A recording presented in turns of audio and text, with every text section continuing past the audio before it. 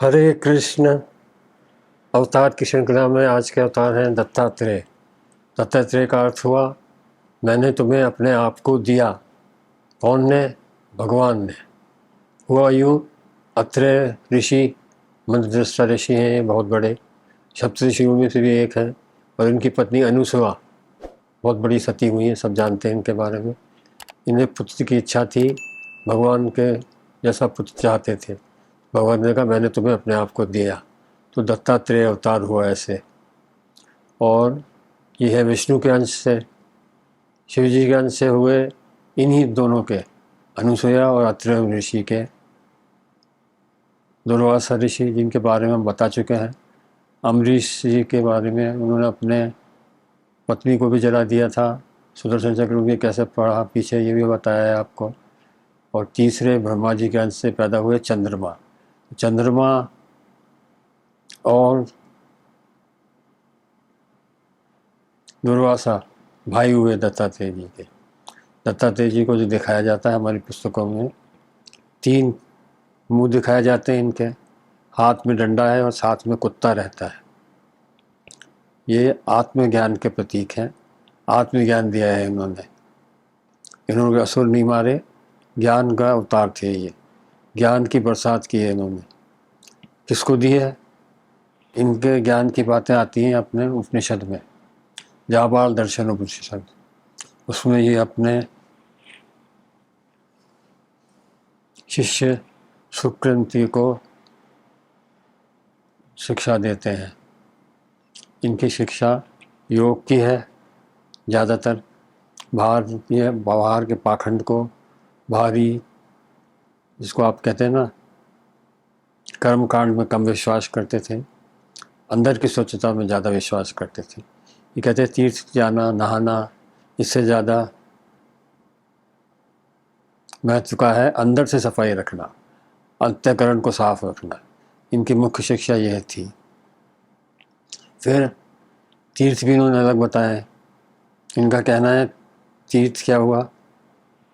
तीर्थ अलग सब शरीर में ही है।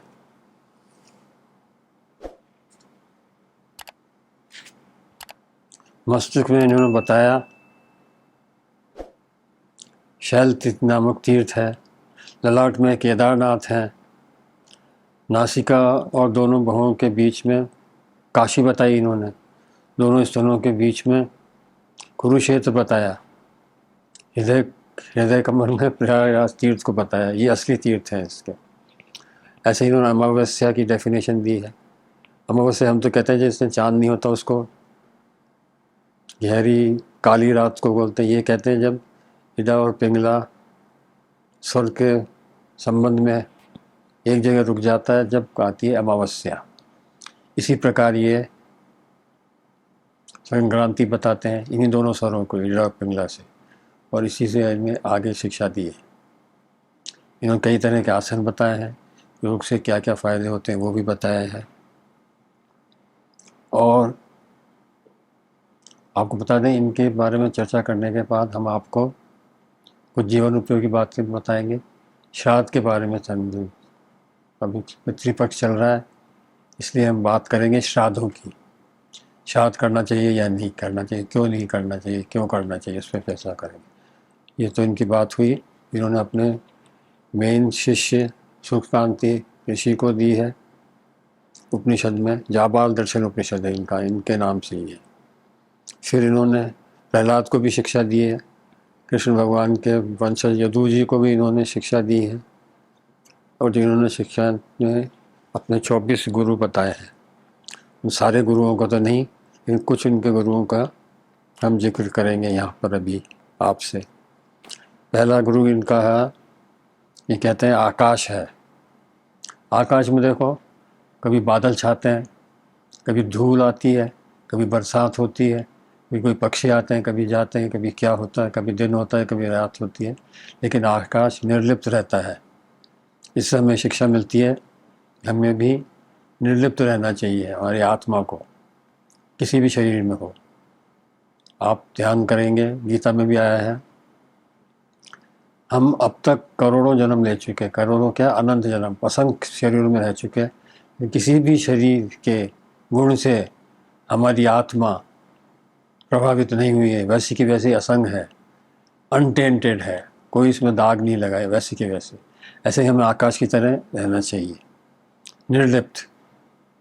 फिर दूसरे इन्होंने बताया पृथ्वी को गुण। पृथ्वी में क्या खासियत है? पृथ्वी बहुत सहन करती है, भार भी सहन करती है, उसको खोद दो वो भी सहन करती है, इसके ऊपर कोई मकान बना लो उसको भी सहन करती है, लेकिन कुछ अपनी तरफ से प्रतिक्रिया नहीं करती, उफ नहीं करती। ऐसे ही मनुष्य को सहनशील होना चाहिए। फिर इन्होंने अजगर प्रकृति को भी बहुत अच्छा बताया है। अजगर में बहुत बल होता है, ये अपने बल का प्रयोग नहीं करता, पड़ा रहता है। ऐसे ही इंसान को रहना चाहिए। फिर आता है आपके शहद इकट्ठा करने वाली मक्खियों का प्रसंग। ये विशेष ध्यान देने का है, जिससे शिक्षा मिलती है संचय नहीं करना चाहिए। मधुमक्खियाँ बड़े जतन से शहद इकट्ठा करती हैं और शिकारी आता है ले जाता है, साथ में शहद निकालते वक्त इनकी हिंसा भी हो जाती है, बेचारी मर भी जाती है। तो इनका कहना है क्यों इकट्ठा करो, खाओ पियो मौज उड़ाओ, जो ज़रूरत है उस दिन की भगवान पूरी करेंगे ही। फिर इनके गुरु आते हैं, सबसे बढ़िया सबसे ज़्यादा जो महत्व की बात है पिंगला का आता है।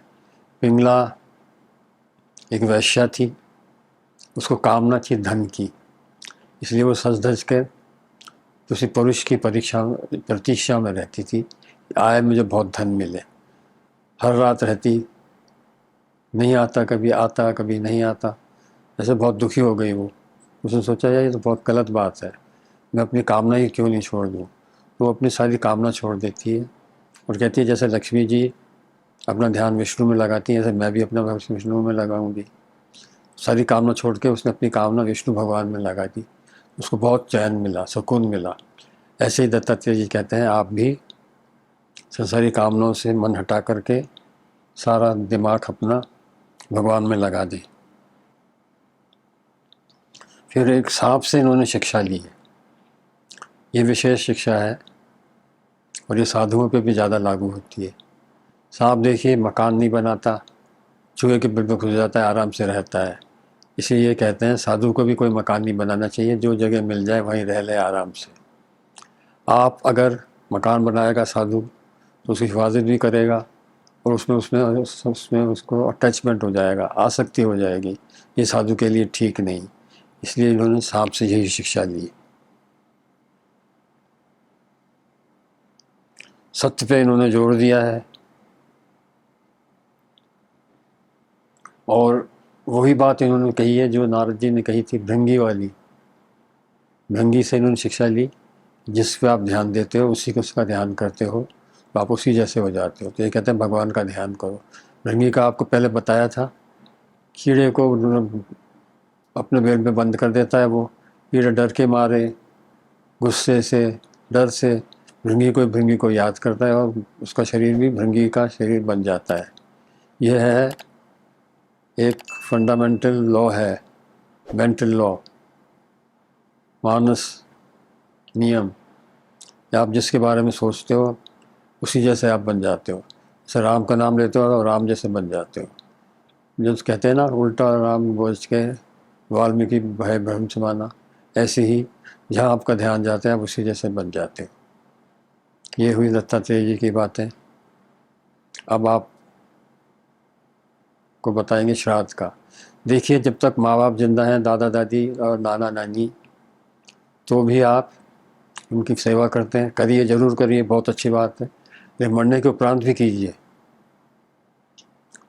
माँ बाप का श्राद्ध निकालिए, दादा दादी का निकालिए, और अगर आपके मामा ना हो तो आप अपने नाना नानी का भी निकाल सकते हैं आराम से, अच्छी तरह। जो उनको पसंद हो वो खाद्य पदार्थ उनको खिलाइए। जहाँ जहाँ आपको कौवे को देते हो उसको दीजिए, कुत्ते को देते हो उसको दीजिए, गाय को दीजिए, ब्राह्मण को भोजन कराइए, अग्नि में अर्पित किए वो तो करिए। कई लोग प्रश्न उठाते हैं कि साहब हमारे पूर्वजों को अलग जन्म हो गया हो, मोक्ष हो गया हो, तो क्या भाई, तो भी मिलेगा उनको, कैसे? देखो आपके पास हैं डॉलर, आप अपने रिश्तेदारों को जब जयपुर में इंडिया में भेजना चाहते हैं तो क्या बन जाता है उनका?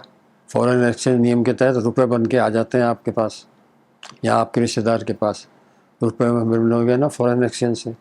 ऐसे ही क्या होता है, पितृलोक के हमारे देवता हैं, हेड इंचार्ज राजा, अर्यमा इनका नाम है। इनकी पोस्ट को आप छोटा मत समझना, काफ़ी बड़ी पोस्ट है इनकी। यमराज जब अपने अंश से महाभारत के टाइम में धर्मराज बन के आए थे और विदुर बन के आए थे, तब यमलोक का चार्ज इनके पास रहता है। इतना बड़ा चार्ज हो जाता है, इतने बड़े ये हैं।